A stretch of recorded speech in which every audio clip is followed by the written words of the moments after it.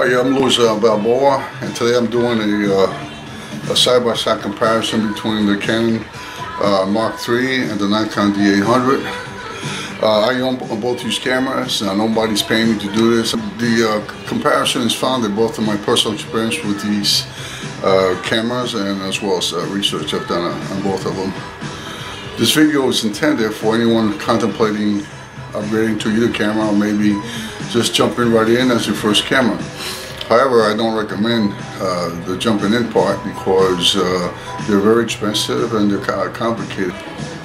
Here's the Canon Mark III, and it had right now it has mounted on it is an L series lens. It's a 100 to 400 millimeter focal length on it, and this is the Nikon D800, and it's mounted with a Sigma 150 to 500 millimeter lens. The lenses are inconsequential right now for this comparison because I'm not going to be taking pictures right now or anything. I just want to get into more or less the basics of these cameras and how they differ from each other.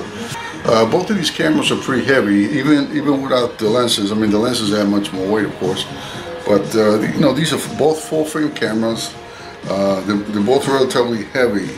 So it all depends what you're going to do. If you're going to do photography where, let's say you're doing wildlife, so you're going to be out all day or at least several hours, they may become heavy after a while or feel heavy. On the other hand, if you just plan on doing a few shoots here and there, I guess the weight wouldn't be a big factor. It also depends on your own physical strength and all that. And mind you, if you go into shooting wildlife, and more or less you're going to wind up with lenses like this or similar. They're pretty heavy, so you're going to be lugging around a good amount of weight. If you go with lenses being this, you're actually going to have to use a tripod all the time. Although actually, technically, you should be using tripods with these two lenses, but I don't.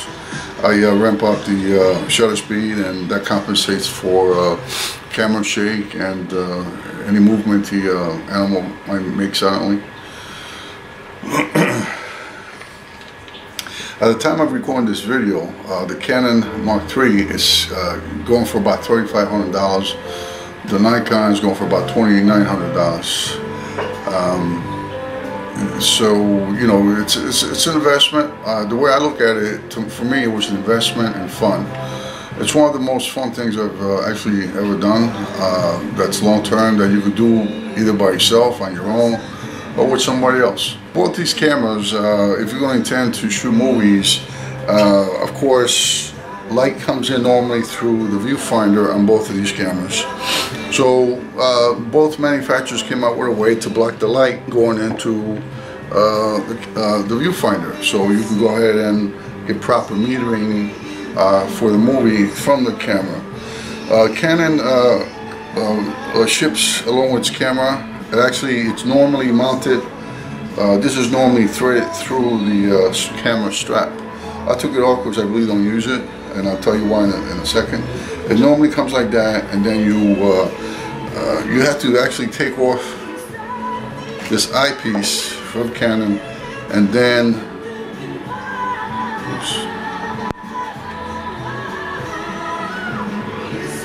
so it is a little tricky to, it takes a little bit getting used to. It's one of the reasons I don't care for it myself.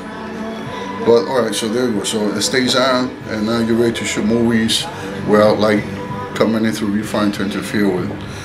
Alright, that's one. To me, to some people that might be minor, and to me, I'm not going to get rid of my Canon, but I find that annoying, and I'm kind of bewildered why Canon chose to go that route. When I show you how Nikon handles that same situation, it's unbelievable. It's totally different. Alright, so here's same issue. Here's the Nikon D800, and of course you have the viewfinder there, and you need to close it off somehow. What they do, they include a little lever here. It's built in. It's that simple. It's unbelievable, right? That's it. I mean, if Canon had come up with that or something similar or variation, I don't know why they chose to go with that little rubber blocking window thing. but that's how they did it. Alright, so the Canon features, as far as megapixels go, you know, megapixels is a big thing. You know, the common person recognizes that, and you know, it's they figure the bigger the number of megapixels, the better the camera. And in a way, that's true. But I'll get a little bit more into that and explain why that's not the whole story. So Canon, the Mark III has 22.3 megapixels. It's a full frame CMOS sensor. The pixels on the Canon are 6.25 microns. The Nikon D800 has 36.3 megapixels, and it's what they call an FX format CMOS sensor. It's also a full frame camera. That's just their jargon. You know, for each manufacturer has their own. And the size of their sensor pixels are 4.88 micron. The more pixels you have together, the more probability is that you're going to have noise. Again, noise is when you look at a photo that's taken like in bad lighting, or the camera's not set to the right parameters when you take a photo. You definitely notice the difference, even if you're not professional. I mean, on a real bad case, when you look at a photo, you just see all these dots and stuff that don't belong there, and the picture is not crisp, it's not clear, the colors are really not that good. So noise is a serious thing. So that's why I actually took out a little bit extra time to try to explain that. With that said, the Nikon versus the Canon, not only because of the extra megapixels, but there's something called an ISO setting.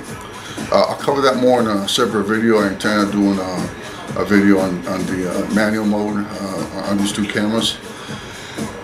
So what would happen is that, the way it is actually, by the way these two cameras are designed, let me just tell you off the bat, without going into a lot of detail, that the Canon is better at low light setting, that will give you less noise than the Nikon.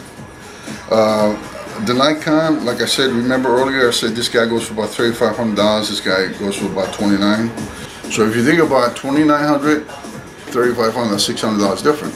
So you know, that could make a big difference for a person, depending on how much money they have or they want to spend.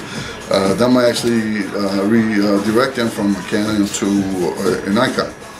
But if you buy a Nikon and you don't know anything about a Canon, you're going to be happy with it. The old saying goes that ignorance is a bliss. Well, that's true sometimes.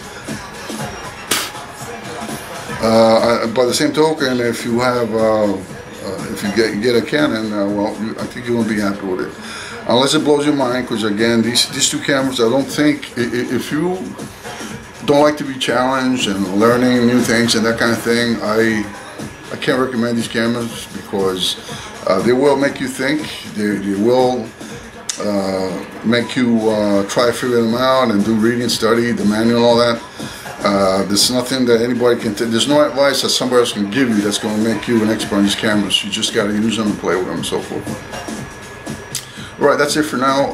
The end of this video. Any questions, feel free to friend me or write me a comment below, or I'm on Facebook. You can friend me on Facebook if you wish.